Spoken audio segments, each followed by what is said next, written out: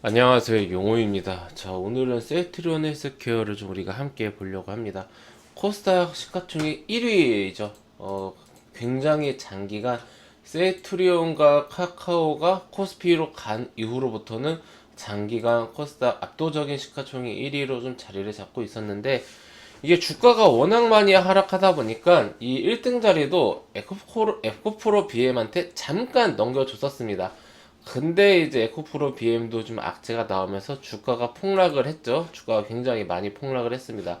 그러면서 이제 셀트리온도 주가가 많이 하락했지만은 상대적으로 덜 하락을 함으로써 상대적으로 덜 하락해서 이제 주가는 이제 많이 하락을 했지만 시가총액은 다시 1위로 이렇게 치고 올라왔습니다. 셀트리온 헬스케어 악재라고 한다라면은 다들 이제 그 잘 아실 겁니다. 지금 회계 쪽에 좀 이제 문제가 있습니다. 지금 회계 부정 의혹, 셀트리온 헬스케어가 상장을 할 때 좀 이제 어떤 그런 손실 영업 이전 적자라든지 이런 거를 좀 이제 그 커버하기 위해서 유효 기간이 지난 이런 좀 어떤 그런 원료 의약품이나 이런 원료 의약품을 좀 이제 그냥 자산으로 좀 잡았다, 재고 자산으로 잡았다, 이거를 손실 처리를 하지 않았다, 이러한 이슈가 좀 벌어지면서 이게 무려 3년 동안 이거를 좀 이제 그 논의 중이다라고 합니다. 3년을 이거를 이제 좀 이제 그 금감원에서 파고 들었습니다.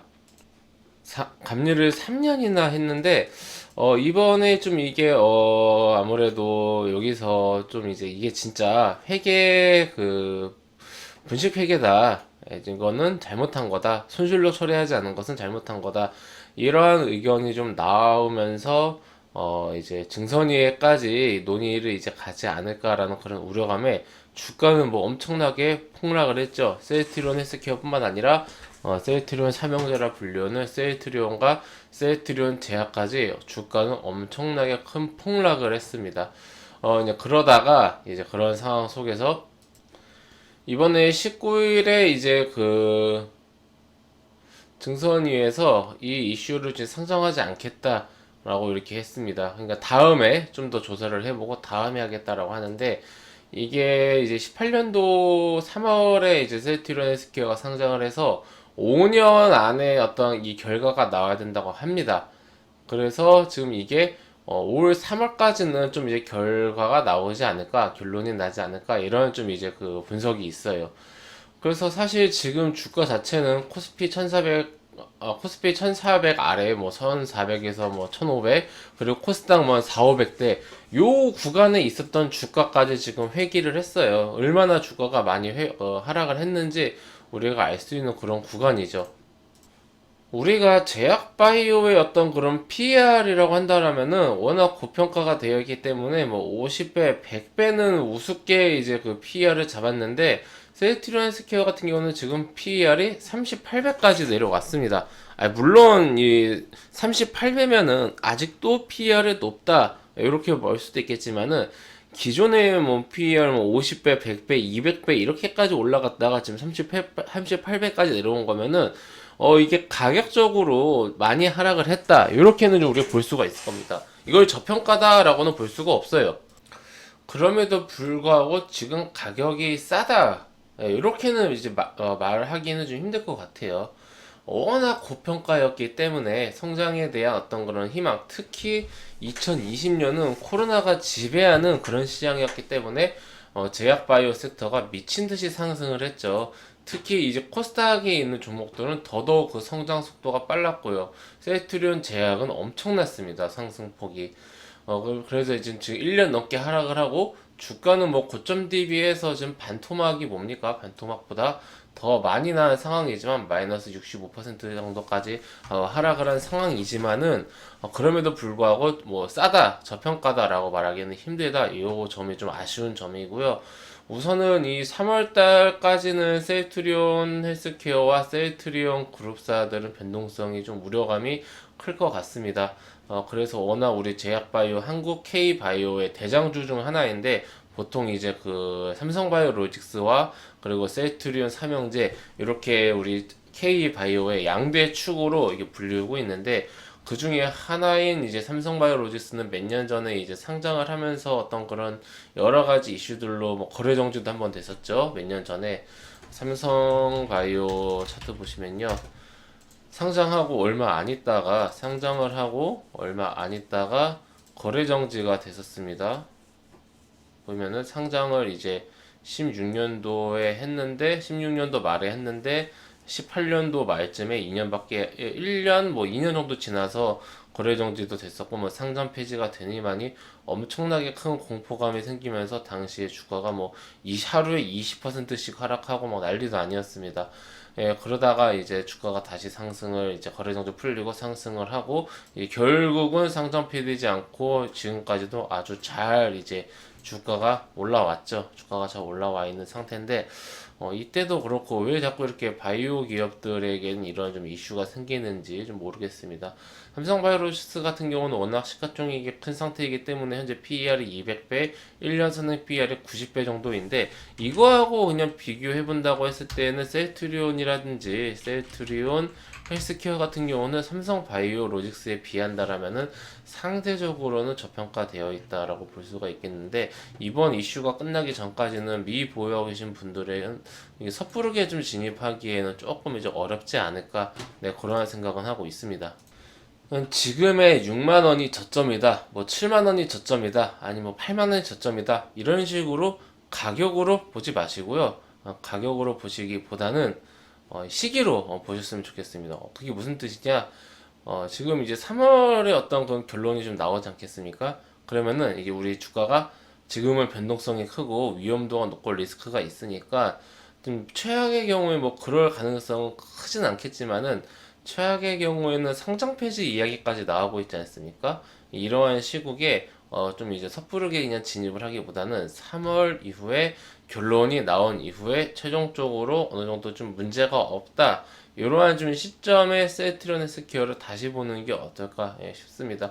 오랫동안 가지고 있는 홀더 이제 주주님들께는 뭐 지금 당장 이거를 손절하고 3월 이후에 이슈가 해소된 다음에 다시 봐라라고 말씀드리기는 조금 쉽진 않을 것 같아요. 왜냐하면 주가는 지금 말씀드렸던 것처럼 뭐 코스피 지수 뭐한 1300, 뭐 코스닥 4, 500, 뭐 이럴 때까지 지금 주가가 내려와 있는 상태이기 때문에, 물론 워낙 많이 오른 상태에서 이제 그런 이제 상황이 있긴 했습니다만은, 좀 이제 굉장히 지금 많이 떨어져 있는 상황이기 때문에, 또 바이오 종목이 이제 한번 힘을 받으면은 엄청나게 강한 그런 기세로 올라가서 다시는 이 가격을 볼 수 없을 것 같다라는 생각이 들 수도 있습니다. 예, 그것도 공감합니다만은, 저는 우선 좀 보수적인 투자 성향이 있어요. 그러다 보니까 이런 뭐 회계 이슈, 뭐 아니면은 뭐 어떤 그런 좀 이제 그 기업의 어떤 그런 존속과 관련된 그런 리스크가 있으면은 손실이 좀 크더라도 정리를 하거든요. 그런 정리를 좀 하는 편입니다.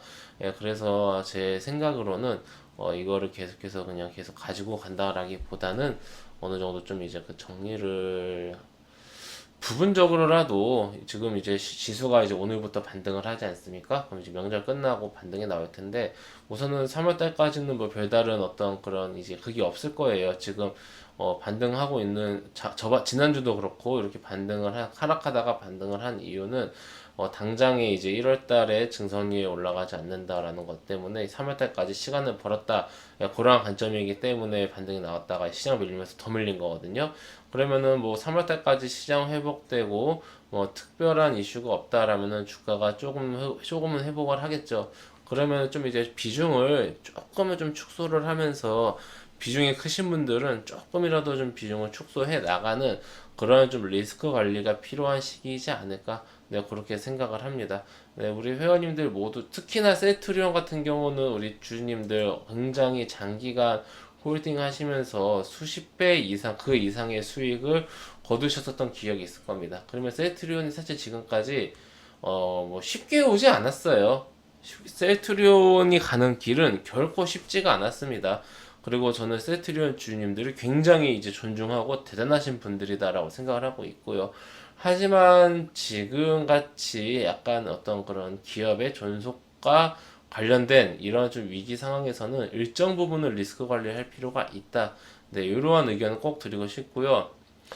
이게 세이트리온 입장에서는 이 원료 의약품 같은 경우에는 유효기간이 되었다고 하더라도 이걸 FDA로부터 다시 승인을 받으면 다시 쓸 수 있기 때문에 이거를 손실 처리할 필요가 없다, 이런 입장인 건데, 사실 그렇다라면은 우선은 제 생각에는 정확하게라면은 이거를 손실 처리했다가 FDA로부터 다시 승인 받아서 다시 이제 다시 이 약을 사용할 수 있게 된다라면은 그때 가서 다시 이제 자산으로 편입을 하는 게 맞지 않았을까? 그게 정석이지 않았을까? 라는 생각을 하는데, 그런 부분이 조금은 이제 아쉽습니다. 그런 이제 섬세한 부분까지 챙겼다라면은 이런 좀 이슈는 없었을 텐데, 그 부분이 좀 잘 해결돼서 우리 주주님들 힘드시지 않도록, 그리고 안 그래도 좀 힘든데 시장도 힘들고 제약바이오 섹터도 힘들고 안 그래도 힘든데 좀 빨리 이게 좀 잘 마무리가 되어서 이 최소한 어떤 우리가 주식을 하면서 이 기업에 대해서 매출을 하고 실적을 내고 성장을 하고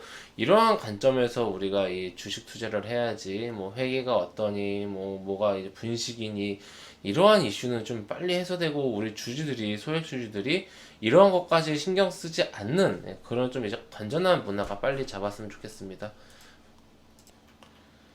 네, 회원님들, 저는 무료 카톡방 운영하고 있습니다. 영상 하단에 있는 링크나 댓글에 있는 링크 클릭하시면 제가 운영하고 있는 무료 카톡방으로 입장하실 수가 있으십니다.